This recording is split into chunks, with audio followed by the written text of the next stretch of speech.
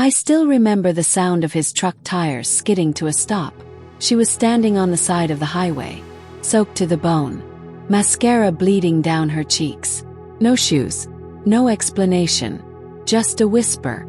Caleb, I messed up again. And like a fool, or maybe a saint, he opened the door. There's a man in our town who people still whisper about. Some say he was crazy. Others call him the purest heart this place has ever known.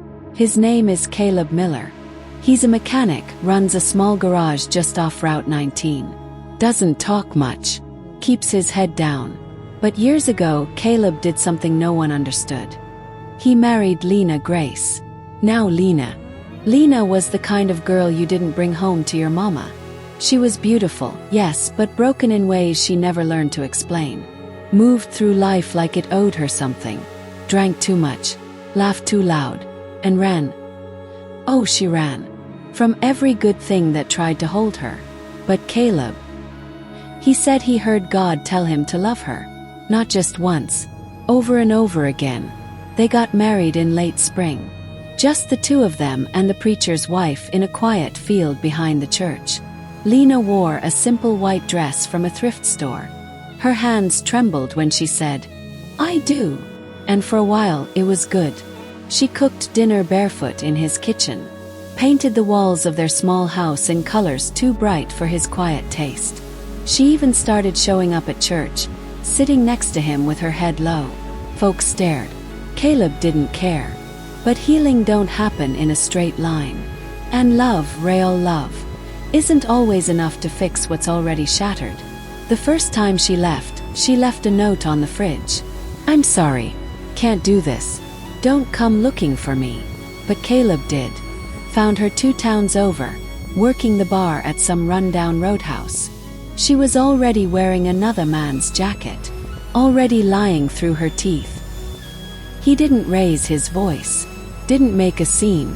Just handed her his hoodie and said, You're coming home. She cried all the way back. The second time, there was no note. Just an empty closet and a cold bed. This time she stayed gone longer. Long enough for whispers to turn into full-blown gossip. People started asking Caleb why he hadn't filed for divorce. He'd only shrug and say, She's still my wife. I made a promise. But Lena wasn't just running. She was spiraling. Drugs, motel rooms. One night, the sheriff himself brought Caleb a tip. Said someone had spotted Lena out in Lancaster, working the corners, strung out and stumbling. Caleb didn't flinch. Just grabbed his keys. I wish I could say it ended there. I wish I could tell you she came home and stayed. But this ain't that kind of story. She left again. Pregnant this time. And the baby wasn't Caleb's. Still, when she showed up back on his porch, barefoot and bruised, belly swollen and full of shame, Caleb knelt, right there on the porch, pulled her hands into his and said, We'll raise this baby together. Who does that? Who forgives like that? If this story is already breaking your heart the way it broke ours, hit that like button. Let us know in the comments, would you take them back? And don't forget to subscribe because this story is just getting started. In a quiet hospital room, Lena stares at her newborn, tears in her eyes. I stared at her little face. Perfect, peaceful. And I thought, how could someone like me ever deserve something this good? That's when I knew. I was probably gonna run again. You wanna know why I kept leaving? Why I couldn't just stay put? Love the man who never stopped loving me, raise a kid in peace. It's not because I didn't want to. It's because I didn't know how. I didn't grow up in a house with love. I grew up in a trailer with slammed doors, cigarette smoke, and men who looked at me too long. I learned early that people don't stay. They use you, then leave. So I got real good at leaving first. By the time Caleb found me, I was already broken. Not the dramatic kind. Quiet kind. The kind of broken that hides behind laughter and lipstick and short skirts. I thought he was a joke, honestly. This good guy with calloused hands and soft eyes, saying God told him to love me. God. Where was God when I was 13? Hiding in the closet from my mama's boyfriend. But Caleb, he saw me. like really saw me.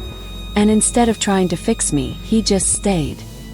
He built me a bookshelf from scratch, even though I never told him I liked to read. He brought me hot soup when I had the flu and never once asked for anything back. He called me Lena Grace, like my name was some kind of prayer. For a while I believed I could change, that maybe this was my second chance. But every night I lay beside him, I'd feel it. That weight, that fear. Like at any moment, he'd wake up and realize I wasn't worth it.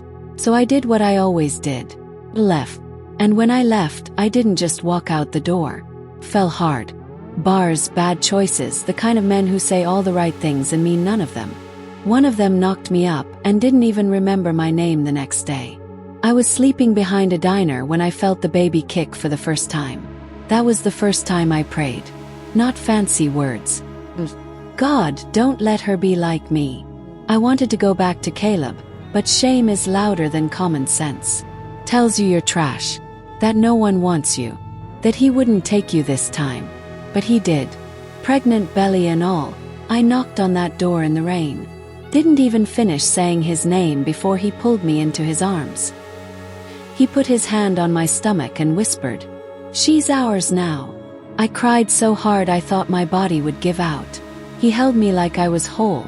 So now here I am, in this hospital room, holding a baby girl who looks nothing like him. But he's filling out her name on the birth certificate. Caleb Hope Miller.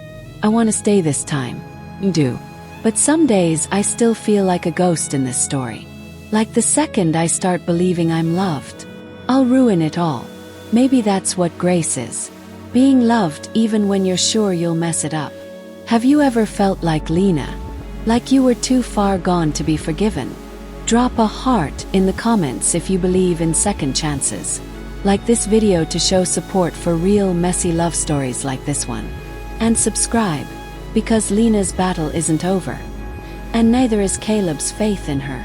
Empty baby crib, front door swinging open in the wind. The baby was crying. The front door was wide open. And Lena was gone. Again. But this time Caleb knew. She didn't leave because she wanted to. Something was wrong. It was just past midnight when Caleb woke up. The wind was howling something fierce, shaking the windows like fists. He reached over. Lena's side of the bed was cold. At first, he figured she was in the kitchen, maybe warming a bottle.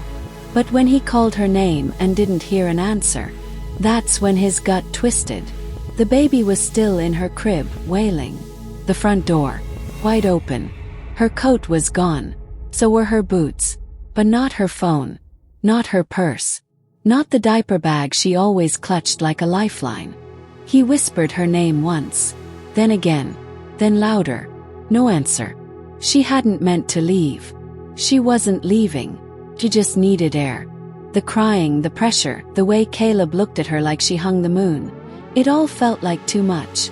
She'd spent the past 3 weeks trying to be someone she wasn't sure she could be. A mother. Wife. Someone good. So she stepped outside. Just for a minute. The rain was falling hard, but she liked that. It washed the noise out of her head. She walked down the road. Mile. Then she saw the car. By the time Caleb grabbed his keys and hit the road, it was pouring sideways.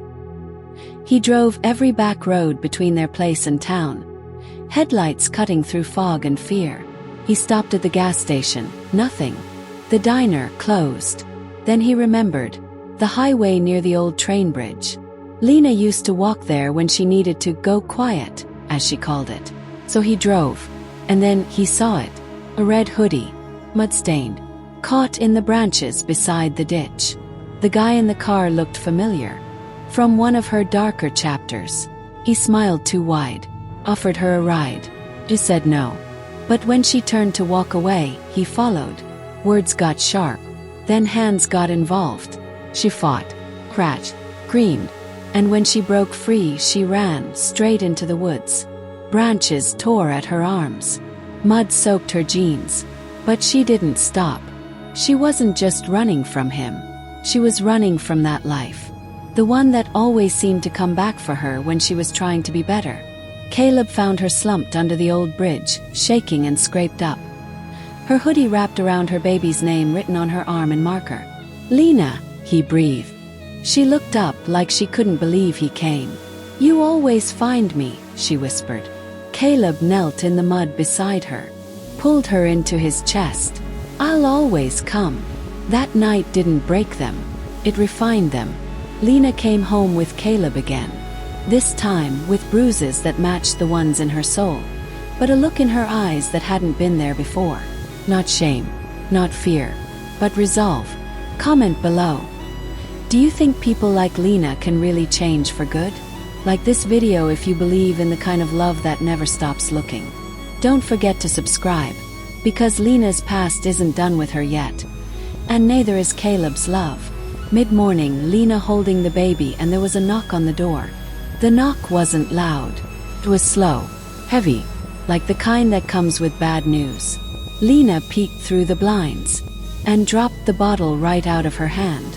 He was supposed to be in prison. Life had finally started to feel normal. Mornings were early but sweet. The baby, Hope, smiled now. Big gummy grins that made Lena cry sometimes. Caleb had gone back to work part-time at the garage, and she was learning how to stand still without running. It wasn't easy. Some nights she still shook in her sleep. Some mornings she still felt the itch, that deep, familiar pull to disappear. But every time it came, she'd go pick up her daughter, hold her close and whisper, "You broke the chain, baby girl. Mama's staying."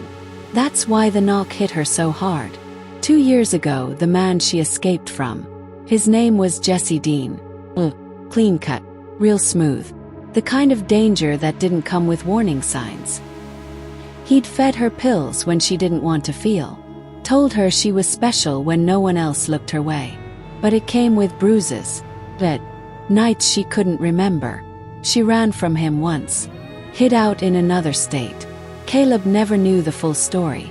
She didn't have the guts to tell him. Didn't want him to know how far gone she really was back then.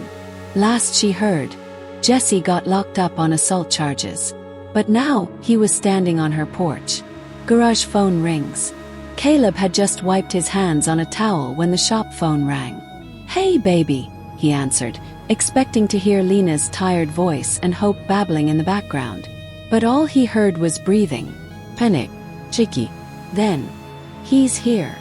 "Who?" "Jesse." "Caleb, he's here." Caleb dropped the phone and bolted for the truck. Lena. She didn't open the door. She just stood behind it, frozen. Hope in her arms, her own body trembling like it used to. Jesse's voice came through the door. Low, calm, deadly. "You look good, Lena. Better than last time I saw you. Heard you had a baby. Yours and mine, maybe." Lena pressed her lips to her daughter's forehead. "She ain't yours," she hissed through the door. He chuckled. "Don't matter. I ain't here for her. I came for you." That's when she realized. He knew where she lived, which meant he'd been watching. Caleb's truck screeched into the drive. He was out before the engine stopped. "Step off that porch," he shouted, storming toward Jesse. Jesse turned slowly. "You must be the preacher boy who thought he could fix her."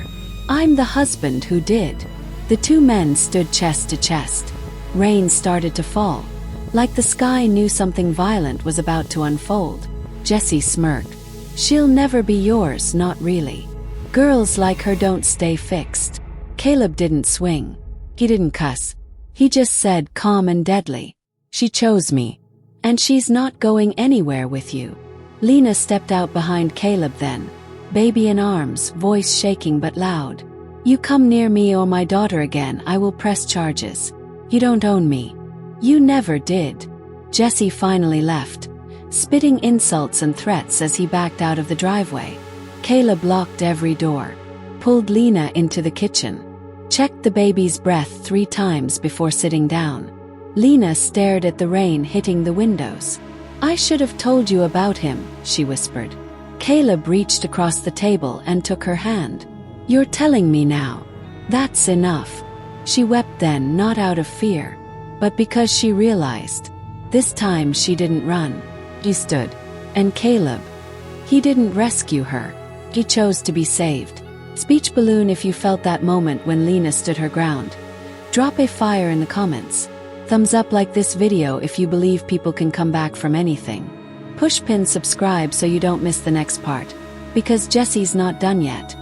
And neither is Lena's battle to become whole. Caleb asleep on the couch. Lena sitting on the floor beside the crib, whispering into the dark. I wouldn't blame you, you know. Her voice was barely a whisper. If one day, you just stopped coming back for me. The baby stirred. Caleb didn't. But the question hung there. Heavy. What if love runs out? The house had never felt smaller. After Jesse's visit, everything changed. They put in security cameras, got a lawyer, filed for a restraining order. Caleb didn't say much, but he didn't need to. He stayed close. Real close. Too close. And Lena, she couldn't breathe. It wasn't that she didn't want him near. It was that she couldn't stop waiting for the day he'd realize. She was too much damage. Too many stories with no neat ending. Too many nights she woke up screaming. Too many cracks in her soul for anyone to keep filling. She watched him burp the baby, fix the porch light, pretend like everything was fine. And every time he kissed her on the forehead, she thought, this might be the last time. He watched Lena sit on that bench in the courthouse, holding hope like a shield. Her leg bounced. Her eyes kept darting to the door like she expected Jesse to burst in at any moment. When the judge called their names, Caleb stood tall, held her hand. She didn't look at him once. They got the restraining order. Jesse never showed. But something in Lena broke anyway. That night, after Hope fell asleep and the house went quiet, Lena stood in the doorway of their bedroom. Caleb was stretched out on the couch like always, letting her have space. She whispered, "Can I lay down?" He looked up. Of course. She crawled in beside him, but didn't touch him, just stared at the ceiling. And then the words tumbled out. "Why do you keep loving me?" Caleb turned to her. "Because I don't know how not to. But I mess up," she said, voice cracking. "I will mess up again. Then I'll forgive you again. You'll get tired. One day, you'll get tired of carrying all this." He sat up, leaned on one elbow.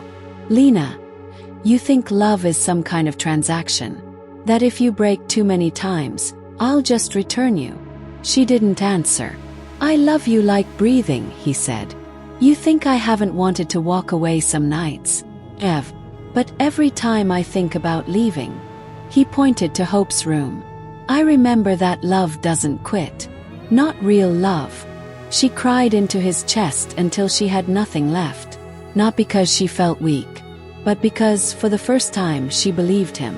She wasn't holding him hostage. He chose this, chose her. And maybe, just maybe, she could start choosing herself too. Have you ever asked yourself, what if they get tired of me? Tell us in the comments, we're listening. Like this video if you believe love doesn't run out, even on the hard days.